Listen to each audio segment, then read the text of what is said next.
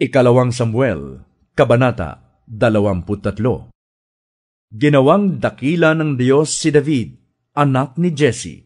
Siya ang lalaking pinili ng Diyos ni Jacob upang maging hari. Siya rin ang mayakda ng magagandang awit para sa Israel.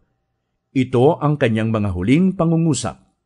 Nagsasalita sa pamamagitan ko ang Espiritu ni Yahweh. Ang salita niya ay nasa aking mga labi. Nagsalita ang Diyos ng Israel.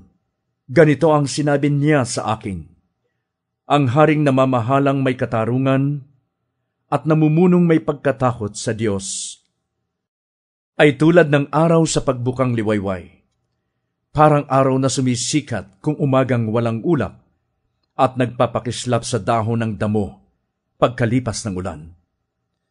Gayon pagpapalain ng Diyos ang aking sambahayan, dahil sa aming tipan na walang katapusan. Kasunduang mananatili magpakailanman. Siya ang magbibigay sa akin ng tagumpay. Ano pa ang dapat kong hangarin? Ngunit ang mga walang takot sa Diyos ay matutulad sa mga tinik na itinatapon. Walang mga has dumampot sa kanila. At upang sila'y ipunin, kailangan ng kasangkapang bakal. Kapag naipon naman, sila'y tutupukin. Ito ang mga pangalan ng mga magigiting na kawal ni David. Ang unay si Joseph Basevet, na taga Takemon. Siya ang pinuno ng pangkat na kung tawagi ang Tatlo. Sa isang labanan, nakapatay siya ng 800 kalaban sa pamamagitan lamang ng kanyang sibat. Ang pangalaway si Eleazar na anak ni Dodo, mula sa lahi ni Ahohi. Siya ang kasama ni David sa Pasdammim nang sila'y lusubi ng mga Filisteo. Natalo ang mga Israelita at nagsiatras. Liban kay Eleazar, hinarap niyang mag-isa ang mga Filisteo hanggang sa manigas ang kanyang kamay sa paghawak sa espada. Ngunit pinagtagumpay siya ni Yahweh ng araw na iyon. Pagkatapos ng labanan, saka pa lamang bumalik ang kanyang mga kasamang kawal para samsaman ang mga kaaway na napatay niya. Ang pangatlo ay si Sama na anak ni Age, isang taga-Arar. Sa Lehi ay may isang bukid na may tanim na gisantes. Dumating ang mga Filisteo at doon nagtipon. Natakot ang mga taga-roon at sila'y tumakas. Ngunit dumating si Sama at tumayo sa gitna ng bukid upang ipagtanggol ito. Napatay niya ang mga Filisteo sa tulong ni Yahweh. Pagsisimula ng anihan, 3 sa magigiting na 30 ang nagpunta kay David sa yungib ng Adulam. Nagkakampo noon ang isang pangkat ng mga Filisteo sa libis ng Rephaim. Nang panahong iyon, si David ay nagkukubli sa isang kuta, samantalang nagkakampo sa Bethlehem ang mga kawal na Filisteo. Dala ng matinding pananabik, nabigkas ni David ang ganito: sana'y makainom ako ng tubig buhat sa balon sa may pintuang bayan ng Bethlehem. Nang marinig nila iyon, nangahas silang lumusot sa mga bantay na Filisteo at kumuha ng tubig sa balong nabanggit. Dinala nila ito kay David, ngunit hindi niya ito ininom. Sa halip, ang tubig ay ibinuhos niya sa lupa bilang handog kay Yahweh. Sinabi niya, hindi ko ito kayang inumin, Yahweh. Para ko na ring iinumin ang dugo ng mga nagtaya ng kanilang buhay upang makuha ito.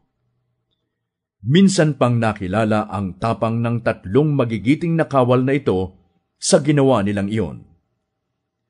Ang pinuno ng pangkat na binubuo ng 30 ay si Abisai, kapatid ni Joab, na anak naman ni Zeruias.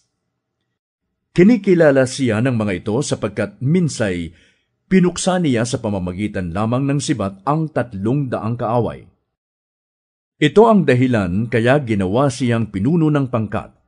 Ngunit kahit kinikilala siya sa 30, hindi pa rin siya kasintanyag ng 3 magigiting. Si Binayas na anak ni Joyadang taga-Kabzeel ay isa ring magiting nakawal sa maraming pakikipaglaban. Siya ang pumatay sa 2 lalaki na ipinagmamalaki ng Moab.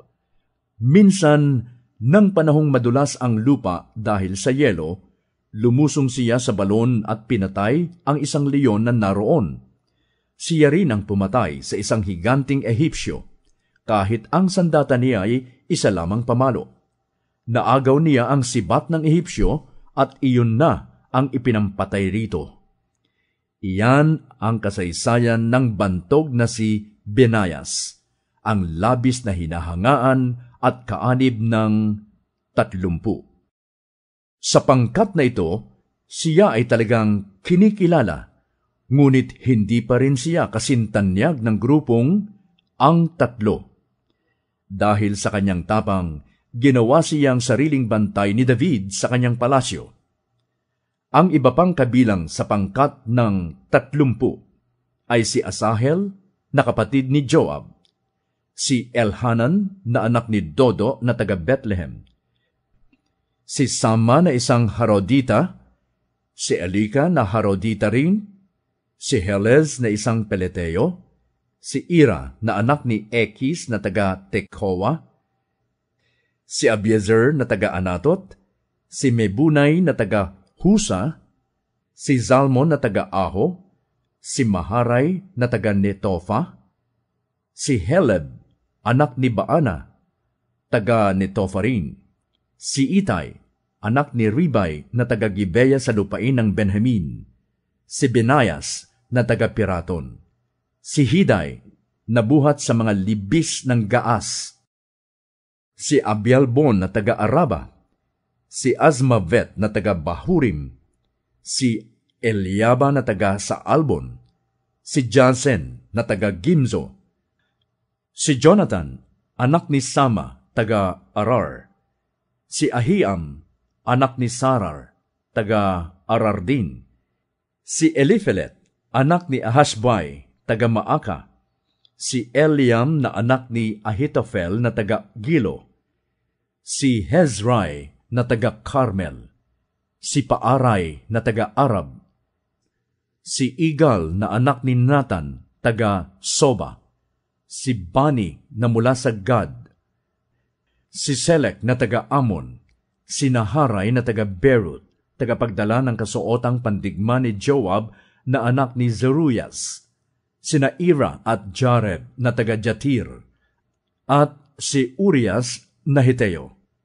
May 37 magigiting nakawal si David.